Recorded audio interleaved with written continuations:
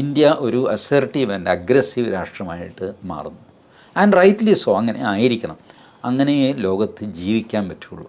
ഞാൻ പറയാറുണ്ട്, വസുധൈവ കുടുംബകം അതൊരു സന്യാസിയുടെ കാഴ്ചപ്പാടാണ്, അല്ലാതെ ഒരു രാഷ്ട്രത്തിൻ്റെ തത്വമല്ല. അത് അതിൽ തന്നെ പറയുന്നുണ്ട്, ആ ശ്ലോകത്തിൽ തന്നെ. സന്യാസിക്ക് സംഭവിക്കുന്ന മാനസിക നില, അതാണ് വസുധൈവ കുടുംബകം. അത് രാഷ്ട്രതന്ത്രത്തിന് പറ്റില്ല. രാജാവിന് അത് ആ പ്രിൻസിപ്പിൾ എടുക്കാൻ പാടില്ല.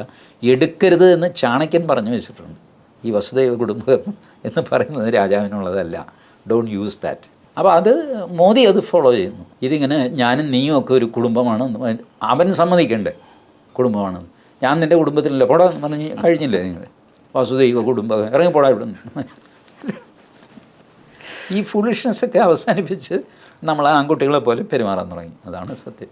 ഈ ഓപ്പറേഷൻ സിന്ദൂറിന് ശേഷം ഒരു കരുത്തുള്ളൊരു രാഷ്ട്രം എന്നുള്ളത് ഒരുപാട് പേര് അംഗീകരിക്കുന്ന രീതിയിലേക്ക്, ഒരുപാട് രാഷ്ട്രങ്ങൾ അംഗീകരിക്കുന്ന രീതിയിലേക്ക് മാറിയെന്ന് തോന്നുന്നു. അങ്ങനെ ഒരു തീർച്ചയായിട്ടും ഓപ്പറേഷൻ സിന്ദൂർ വിജയിച്ചതും അത് കൂടാതെ വലിയൊരു ഫാക്ടർ വന്നു.